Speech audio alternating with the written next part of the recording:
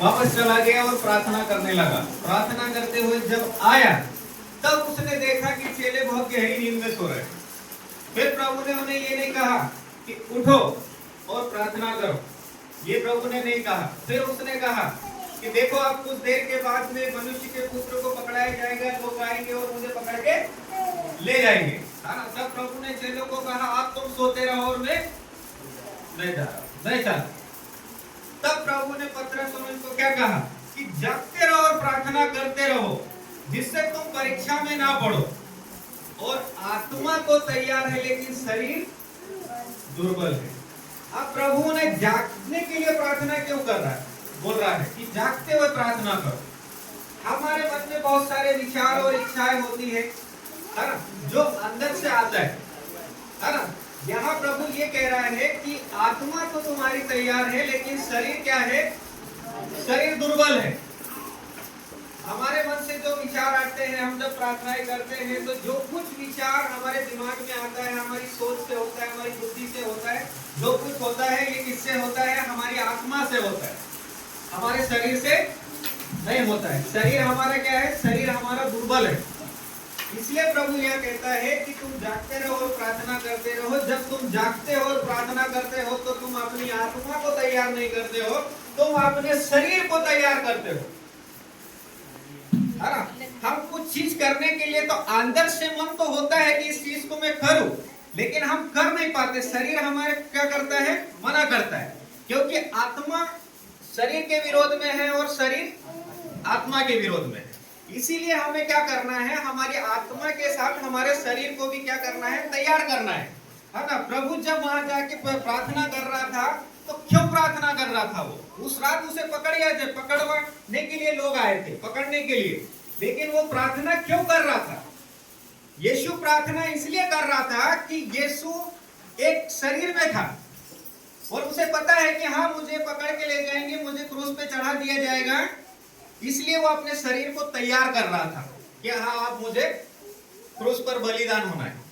इसीलिए प्रभु चेलों को भी कह रहा था। यहाँ पर प्रभु ने चेलों को कहना चाहिए था, एक जगह पे प्रभु ने चेलों को कहा कि हे अल्पविश्वासियों, मैं कब तक तुम्हारे साथ रहूंगा, दूर हट जाओ मेरे से।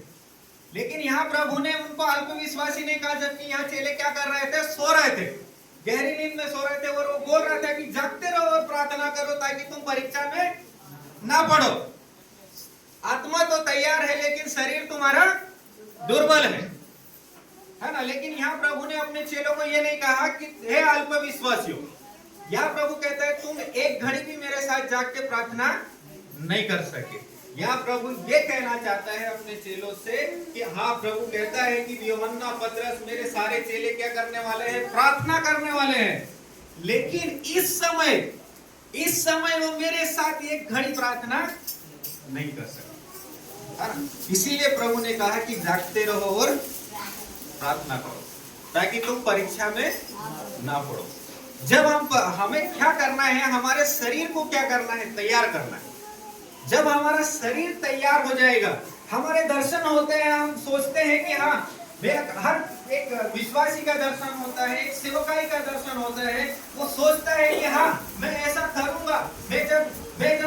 जब उसका शरीर तैयार हो जाएगा ना, तो क्या होगा, जब वो दर्शन को जो देखता है, हाँ मैं ऐसी सेवकाई करूंगा, मैं जब कलीसिया में लोगों को हाथ लगाऊंगा तो वो चंगे हो जाएंगे, बीमार सही हो जाएंगे, मुर्दे जी उठेंगे, सब कुछ होगा आपके दर्शन के हिसाब से होगा। मुर्दे जिएंगे, लोग चंगे होंगे, लंगड़े चलेंगे, सब कुछ होगा, अंधे देखेंगे।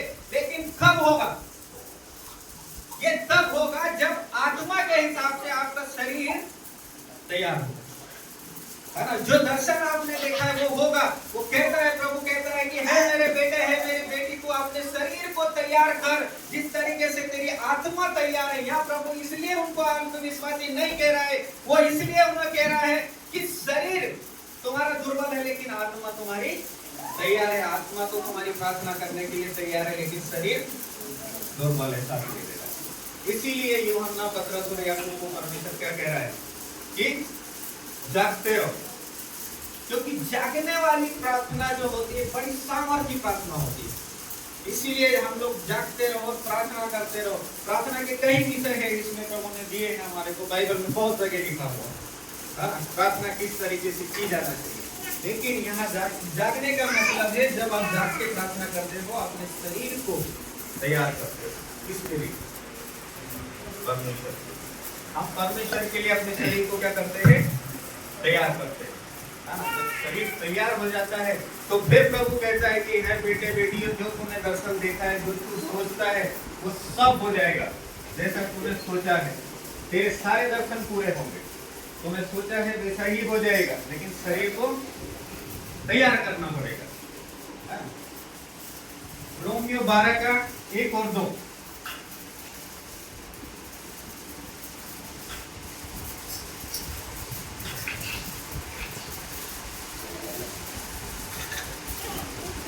इसलिए हाँ, इसलिए हे भाइयों मैं तुमसे परमेश्वर की दया स्मरण दिला कर विनती करता हूँ। क्या करता हूँ? स्मरण दिलाकर